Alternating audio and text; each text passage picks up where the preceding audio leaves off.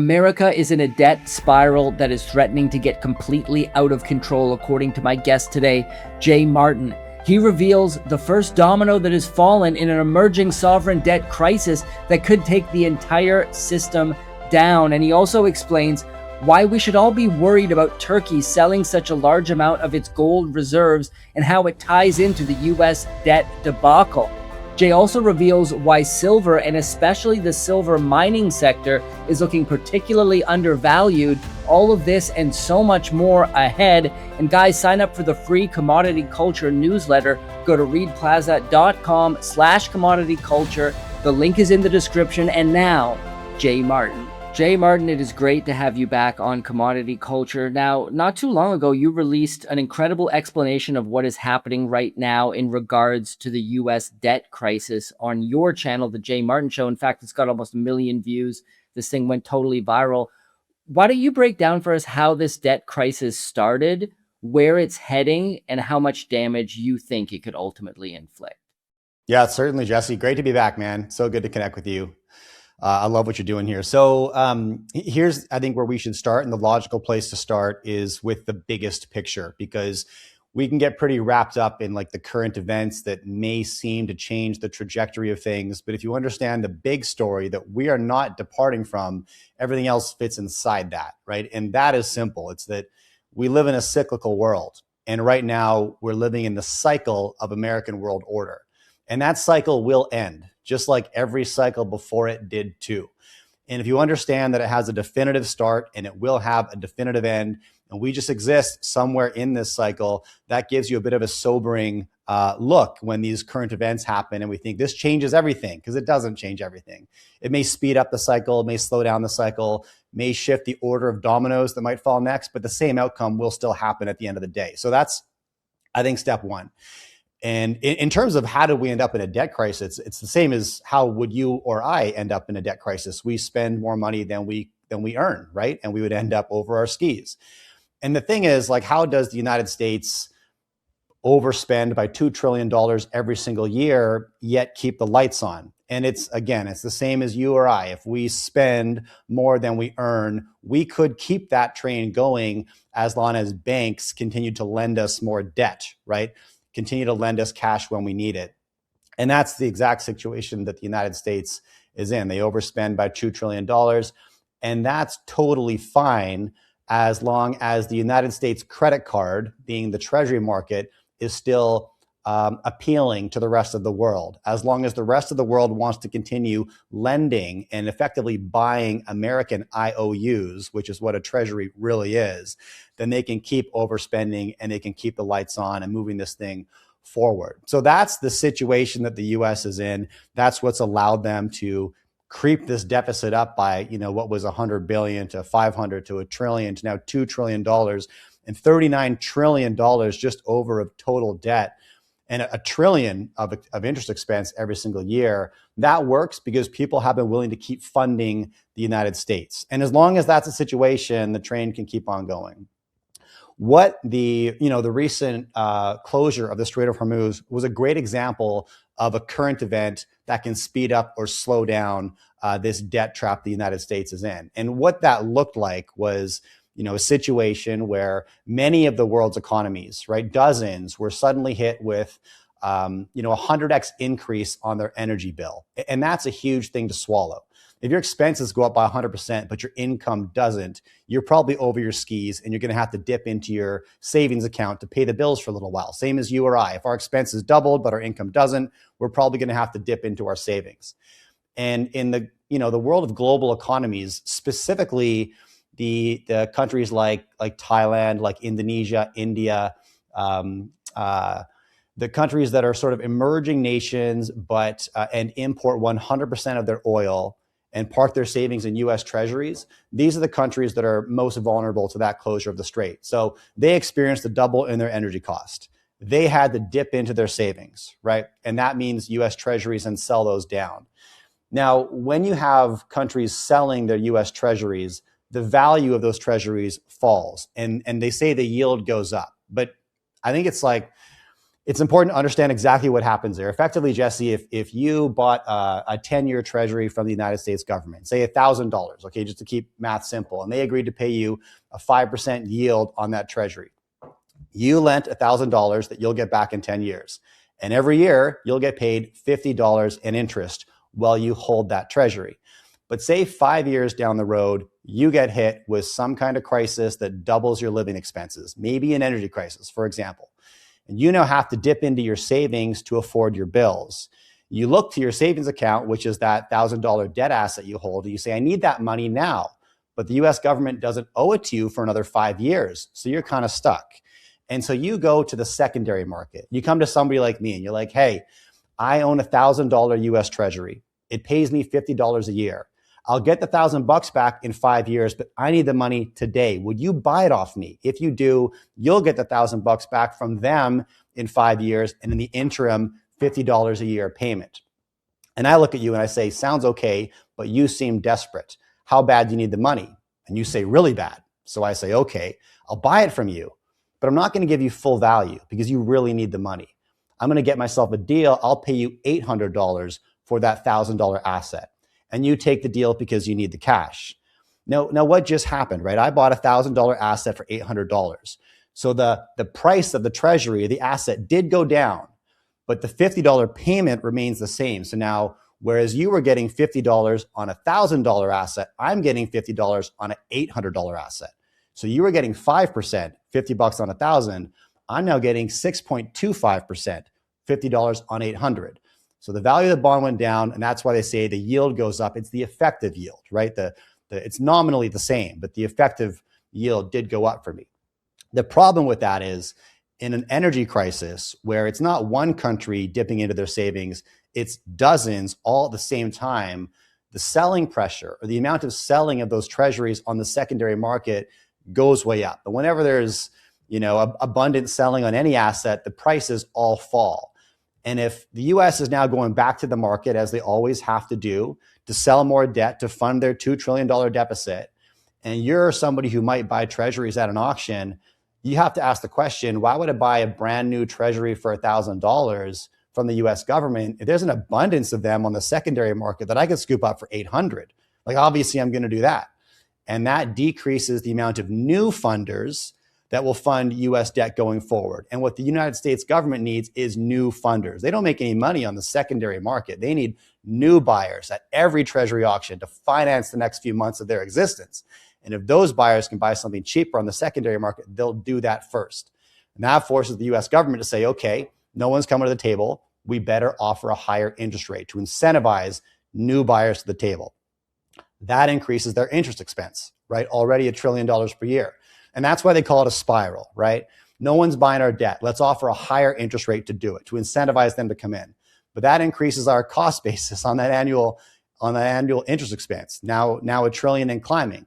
That requires more borrowing to pay for that, right? And that's why they call it a debt spiral. So that's the symptom of the Strait of Hormuz. It doesn't change the big picture, but it does really expose some of those vulnerabilities. And I think that this situation, I don't think it's resolved, quite frankly, but between you and I think we're seeing a bit of a lull in activity, but the world received a strong message, and we can get into that. And the situation's not done. But what it did in the meantime, between March 1st and maybe 2 weeks ago, was really expose how quickly dominoes can begin to fall and what that would trigger for the United States from just a solvency standpoint. And this peace deal, therefore, was sort of agreed to with every concession the Americans could have thought of, because they needed to get oil flowing again, to get the price down, to prevent selling of the US treasuries so that other countries will continue to fund their debt for the near term here.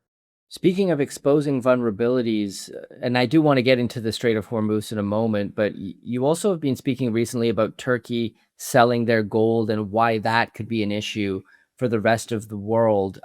Could you walk us through what happened there? Why did Turkey sell their gold? How much did they sell it? How much of it did they sell?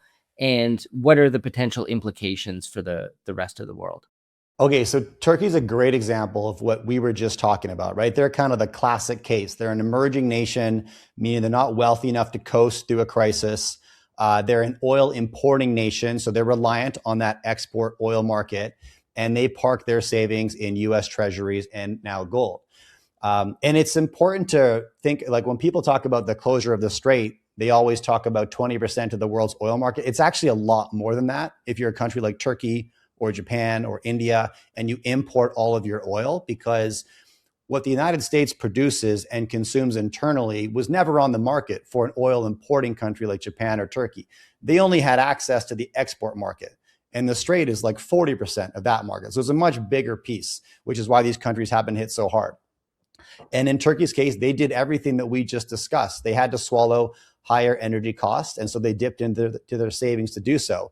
The first thing they sold were US treasuries, and they sold 90%. They had a position, it was not a big position in US treasury, around 15 billion. They sold that down to 1 billion, but eventually they ran out, right? And so they had to turn to the next asset in their savings account, which was their gold, and begin selling that too, to the tune of billions. And people may watch this video and sort of fact check me on that and say, Turkey didn't sell most of the gold. They borrowed against it. They used it as collateral.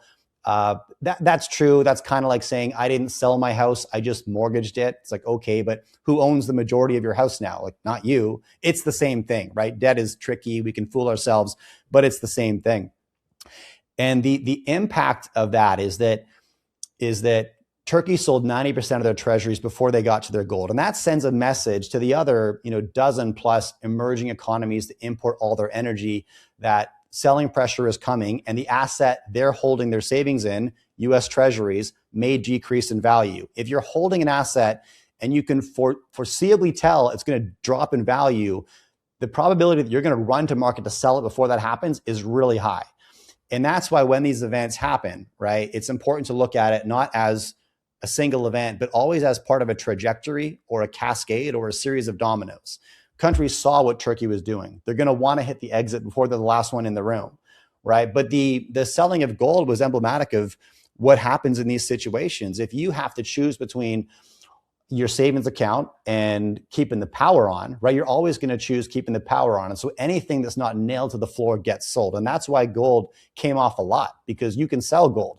It's an option on liquidity. I've leveraged that in my personal life before, right, when needed in a cash crunch. And countries will do the same thing.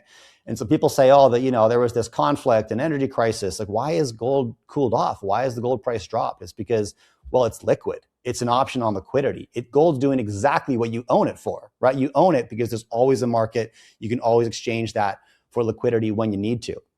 And that's exactly what happened here.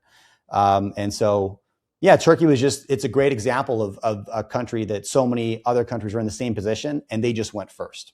The sponsor of today's episode is ARC Silver Gold Osmium. Owner Ian Everard is praised even by his competitors as one of the most honest and level-headed bullion dealers in the United States. They have some great prices. You can see some of them displayed right now on screen. Take advantage of these specials today by reaching out to Ian at 307-264-9441 or by email at ian@arcsgo.com. Make sure to tell him, of course, that Commodity Culture sent you. And now, back to the interview. Before we do move on to discussing the Strait and the situation going on between Iran and the U.S., what is your current take on gold and silver markets here? Because obviously we've seen a sell-off in the aftermath of the war beginning. This is something a lot of people thought it shouldn't be this way. It should be a safe haven asset. More people should be flocking to precious metals. Perhaps the pressure of countries like Turkey selling such a large portion of their gold could have something to do with it, especially if other nations are following the same pattern. How are you viewing the gold and silver markets right now, the current price action? Is this moment a buying opportunity? Obviously, price forecasts are a mug's game, but do you see us going higher up ahead? Is the bull market over? I mean, there's some people out there who believe gold and silver already peaked, and it was probably a good idea to sell back in January. So would love to get your thoughts. So what I would tell you is that we're at this beautiful moment where central banks all over the world are really in tune, I believe, with where we are at in this cycle. And what I mean is, if you look at their choice of savings asset, it's increasingly not US treasuries as much as it's become gold.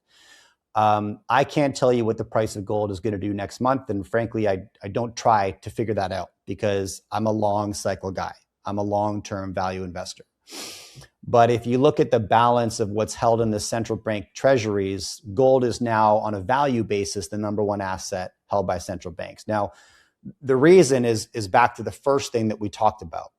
People are watching the balance sheet of the United States. They're watching global appetite for funding new American debt, and they're watching that appetite go down. So if you're holding American debt, right, you should be increasingly concerned about the likelihood of you getting paid back in full in the future. Because probably what's going to happen, because this happens at the end of every cycle, is that government who lives on debt eventually gets to a place where they go back to the market to raise money with a new treasury auction and no buyers show up. And they're faced with a choice. They can either let that treasury market and auction fail and have that quick, steep crash of their economy, which is painful and which requires everybody to find the enemy immediately, and it's disastrous, or they can print the money and buy the debt themselves, which is inflation, which is a slow burn, which is confusing for citizens because they don't understand exactly why the quality of their life is going down. They just can tell that it is. Housing prices are going up, right? The job market's getting worse. Inflation has an alibi, right? A failed auction or a default, that's just like a hard crash and everybody feels it. But inflation gives politicians the ability to say, oh, it's immigration bidding up housing prices and taking the entry level jobs, or oh, it's greedy corporations juicing their margins. That's why costs are going up, right? It's not us. There's no way it's us, right? It's them, and that's there's plausible deniability in that. But central banks, they're students of history. They know the bigger cycle because they have to navigate that. That's their whole job. Doesn't make them all good at it, but at least they're paying attention to that game, right? And so that's why we're seeing that shift happen. And, where are we at in this gold market? Well, look, I was putting a piece together this morning, Jesse, on sort of the purchasing power of gold, right, throughout my lifetime. And, you can go back to 1971 when you could buy a house for about $150,000 in the United States, right? Today, that house would cost you about $1.2 million. The purchasing power of the US dollar has dropped by 88% since 1971, right? What used to cost you $1 now costs you $8. But that $150,000 house in 1971, that's now $1.2 million. In 1971, it would have cost you 3,400 ounces of gold, right? Gold was about $44 an ounce. Today, that $1.2 million house would cost you 287 ounces of gold, right? So it went from 3,400 ounces down to 287. And you can say, no, it went from 150,000 up to 1.2 million. So has housing prices, have they climbed by 800% or have they fallen by 90%? It depends on what unit of measurement you're paying attention to. And I guarantee the central banks that are swapping their treasuries for gold are paying attention to that second unit of measurement. And that's why they're making that shift, because they don't want to see their balance sheets depreciate by 800%, right? Nobody does. And in terms of like the selling pressure on gold, it is directly tied to that conflict, like 100%. And when a country is faced with that crisis, like a true energy crisis, then they have to choose between pacifying their citizens, keeping the lights on and the water flowing, or protecting their savings account. They're always going to protect the first one. And think about, Sri Lanka went through this aggressively in 2022, right?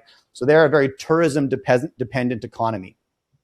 And after the lockdowns of 2021, their tourism market dried up, their income stopped, they import all their energy, most of their natural resources, and they weren't able to afford those bills anymore. And they effectively defaulted on their debt and were unable to import energy, right? And rolling blackouts, fuel stations ran out of power. And by the summer of that year, citizens rose up, stormed the presidential palace, and the president of Sri Lanka had to flee his own country in the middle of the night because that's the steep crash, right, that all these countries would prefer to avoid. So instead of doing that, you sell whatever you have. And if that's gold, you sell that too. And so that's why gold's come off from a price standpoint. It's because you sell anything at any cost, right, to afford the energy bill. And how do you view silver's role in all of this? Obviously, there's a lot of stars that seem to be aligning on the fundamental side, sixth consecutive year of persistent deficits, very little additional mine supply coming online. As many viewers know, silver is a byproduct. So there's not very many pure play silver mines that you can just turn on the tap and ramp up production at. And then obviously it holds so many of the same characteristics that gold does as a monetary metal, but of course has large industrial demand as well. Now, there's so many guests on this show who've thrown out all sorts of big numbers as to where silver might go. And a lot of people alleging manipulation of the market. Silver is one of the most manipulated markets. That's the reason it's suppressed. As we sit here today, what are your thoughts on silver? Do you think it's undervalued here? I think the silver miners are undervalued. And I think there's tremendous leverage in the high quality producers of silver or the later stage silver development companies. I'm very excited about those companies. Yeah, for sure. And the silver industrial use case, most people think about it and they say, oh, like solar panels, right? Don't we use silver for solar panels? And that is true, but there is a lot more to it. And the reason is that silver is arguably the best conductor of electricity, right? It's far better than copper. Like if we could wire our homes with silver, we'd be way more energy efficient. The reason we don't is because houses would cost $1 billion each. It wouldn't make sense, right? Copper is just the most economic and most efficient solution. Aluminum's the most cost-efficient solution, but it gets incredibly hot and it's a crazy fire hazard. So we can't wire our houses with aluminum because it's too risky. We can't wire them with silver because it's too expensive. Copper is just where we landed, right? But there are a lot of use cases in both medicine and weaponry where that cost makes sense to use silver instead, right? And so the demand isn't going anywhere, especially when you look at the increased military and defense budgets of every NATO country right now, right? Canada included, US is increasing theirs. And every European country the same, right? That's going to put tremendous buying pressure on silver as a critical metal, as an ingredient in advanced weaponry, right? And so, I think the physical price did get massively overbought going back to December and January. My conference in January, we couldn't have had a frothier price, right? And any seasoned investor knows when you see a hockey stick curve, like you should sell. You know what happens on the other side of that. That's speculative volatility bidding up the price, and you should probably cash out, right? Take advantage of that gift that the market handed you. So I'm going to be honest, I do chuckle a little bit when people ask me like, oh, silver crashed. Like, how you doing, right? Are you still investing in those companies? And I just think it wasn't that long ago. Like it was a small handful of years, like 3 or 4 years, where if you had told me that silver would be trading at over $60 an ounce, right, I would have kind of rolled my eyes and said maybe, right? But here we are. We've crashed right to 67 or whatever it is today, 62. So, it's important to keep that context. No, 105 wasn't sustainable. That doesn't mean 60 is unhealthy. It's actually more profitable than these companies have had in generations, right? Literally. And so, but I'm very bullish on the high quality silver producers and developers. I do have some cash in some of the earlier stage explorers, but I think for most people, go to the cash flowing silver companies. And there's tremendous upside there. That's what I believe. Great thoughts. Let's discuss what's going on in the Strait right now. This whole thing, I texted with you privately about how off this whole situation has felt. Just the constant on again, off again, the constant announcements on social media by both sides, the Trump administration saying this is happening, there's a deal, we're going to get to peace negotiations, and the Iranian side saying, no, nothing's happened, we haven't even been contacted. And it's been so strange, all of the insider trading, which is now so blatant, based around announcements that were tweeted by the president, people being positioned just before making very large bets and profiting handsomely in both the broad market, energy markets. It's just so, when asked about it, I think the president said something like, the world's a casino. What do you want me to do about it?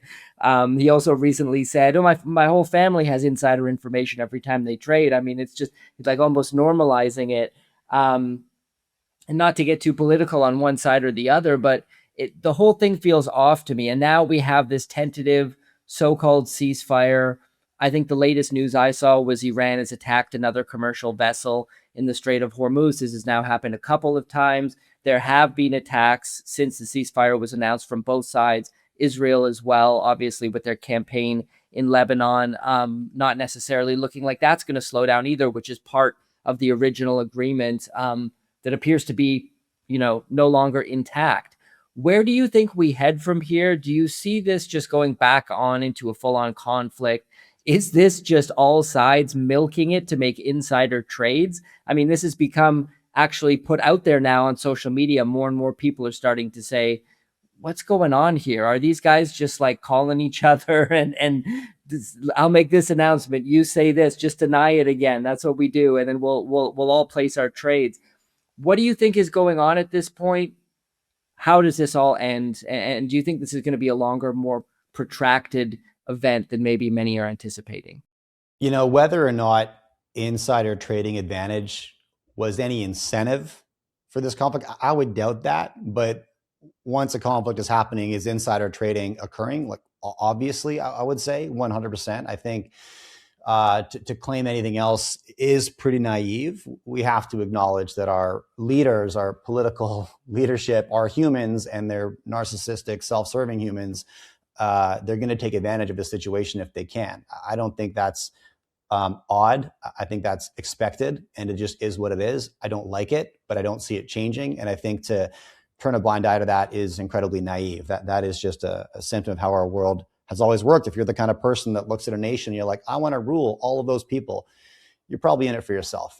I don't know. Maybe I'm wrong. Maybe I'm a nihilist, but that's how I see it. So I think that just comes with it, right? Was there insider trading on every announcement? Like, how many announcements were made at 7:30 a.m. on a Monday morning? Like, okay, that's just coincidence? No, it's like directly, it's obvious what's happening there. So just that's going to keep happening in the next conflict that occurs and the one after that as well. I don't see that as much of a headline just because it's expected and it's going to keep happening. The Americans are masters at spinning a narrative, and we always had to know. We can get into maybe the why behind this conflict in the first place, but I think throughout it, we always had to know there was probably going to be a day where they would retreat home and explain to everybody why this loss was really a win, right?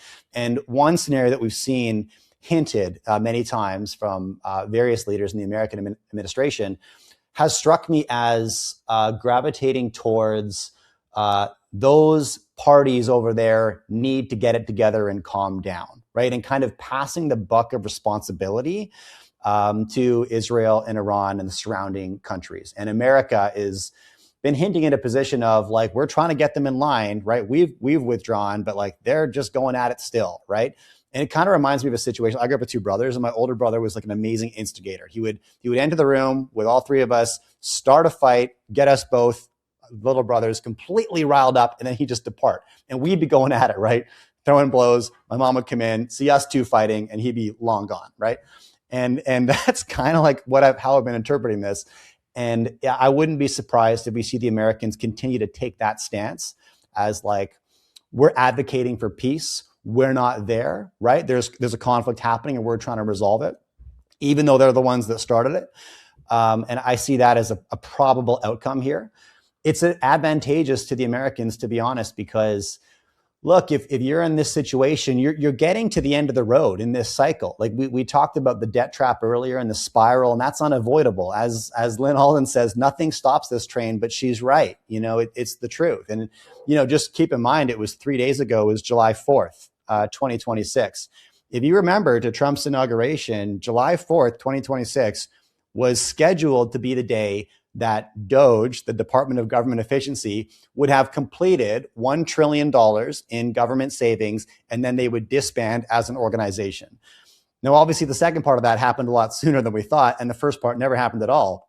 But that's a great example of something that may or may not have sped up or slowed down the trajectory, but never had the ability to change it, right? Did they save some cash? Did they disrupt some government outflow? Yeah, probably. Did that slow the train down? Maybe. I don't know, but it didn't change the direction of it. Strait of Hormuz, the same, right? Maybe sped it up, did not change the direction. And so if you're in that situation where you're in the sunset years of your influence and power, disrupting the energy market when you're the world's largest oil and gas producer, is a strategic move, right? Whether or not you control the Strait, at the end of the day, I think maybe there were some voices inside the White House who said we could do this. We could actually take control and influence over the Strait. And they were wrong. That's fine. But they threw that Hail Mary. But even though they're wrong, the amount of infrastructure that's been destroyed, the amount of production that it's going to cost, and the amount of uncertainty, most importantly, about what the future of that Strait looks like and the safety of it, that is advantageous to America's energy industry, right? And does shift the influence and power back to the Western Hemisphere a little bit. And how much, we'll have to wait and see. right? But a lot of infrastructure was destroyed. A lot of trust has been broken. Iran still is lobbing missiles at cargo ships. So you can say it's open, start your engines, as the president said, but it's like at risk, at severe risk, right? And that risk isn't going to just disappear next month. It's very real for the companies who have lives and capital and resources at stake. They'll consider those risks for a long time. And that is advantageous to the now seemingly stable Western Hemisphere energy producers. And that may be the outcome that the administration is hoping for and has secured. Well, Jay, fantastic conversation. So many great insights shared today. Why don't you tell us about the Jay Martin Show and anywhere else you want to direct people online who want to follow your work? Thanks, Jesse. It's always great chatting with you, man. So yeah, I publish on a YouTube channel called The Jay Martin Show. You can find us anywhere you listen to your podcast, but effectively we put out an episode every single week with one core mission, Jesse, and this is it. The world's super complex and pretty hard to understand. Our thesis is that if you view these events, these, trade aggressions, political policies, hot conflicts through the lens of supply and demand of natural resources, things get pretty clear pretty quick. At the root of all of this posturing and policy and rhetoric is generally a simple disagreement between somebody who has something and somebody who wants it. And if you're able to view the world through that lens, it's pretty sobering and very clarifying. And so we believe, power has always been dictated by who holds resources, and we exist to make that visible to everyone. And that's behind all the content we put out on both the Jay Martin Show and our second channel, VRIC Media. The Jay Martin Show is, I pick a topic every week and just rant on it with the intention of breaking down some current event or complex subject and explaining it at a grade 5 level.